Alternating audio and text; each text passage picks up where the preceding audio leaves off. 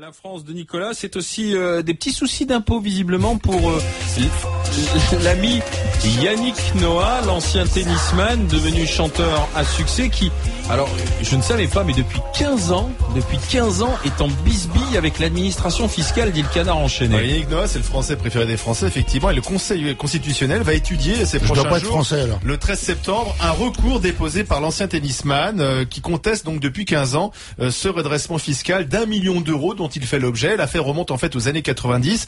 À l'époque, Noah était domicilié en Suisse, en 93 et 94 précisément, et l'enquête du fisc conclut que Noah, à l'époque capitaine de l'équipe de France de tennis et chanteur, a davantage séjourné en France qu'en Suisse durant ces 2 années. Il est donc considéré comme résident fiscal français. Au total, Noah donc se voit contraint de payer les impôts français qu'il doit, et c'est plus d'1 million d'euros. Et donc il y a une bisbille et qui devrait être demandé à Christine Lagarde s'il serait pas bien de faire un tribunal privé pour régler cette affaire. Tu sais ce qu'a fait l'avocat de Yannick Noah? Il a soulevé la question prioritaire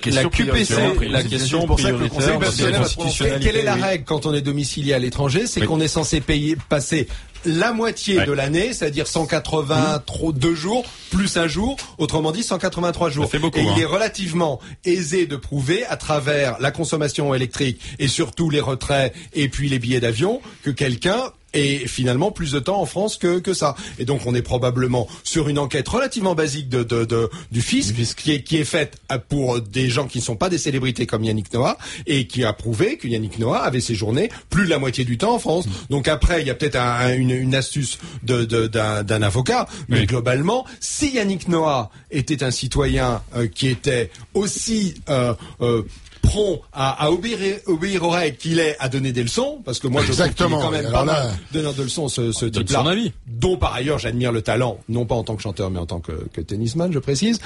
Il devrait dire voilà, 1 million d'euros, je les paye, j'ai fait une connerie, peut-être qu'à 1 ou 2 journées près, j'ai séjourné plus de l'harmonisation fiscale. C'est-à-dire que si on en est à calculer à un jour près si t'étais en Suisse, en France, c'est comme ça, c'est une règle. Non mais ce qui est impressionnant quand même, c'est le comportement des Français quand même, où on va, c'est le Français préféré des Français.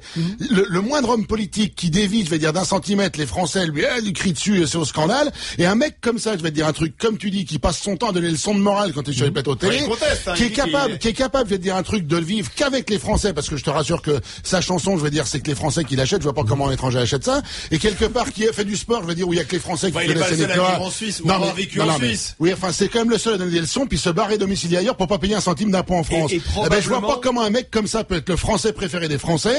Donc, messieurs les Français, révisez vos jugements, sincèrement. Oui, parce qu'il a du crédit. Je parle pas en termes monétaires. Il a du crédit en termes de notoriété. Tout à fait, oui, parce que c'est un héros quand même. Pour moi, il n'en a aucun, quoi. Si ce n'est que, voilà, il a gagné Roland Garros une fois et c'est tout, ça s'arrête là.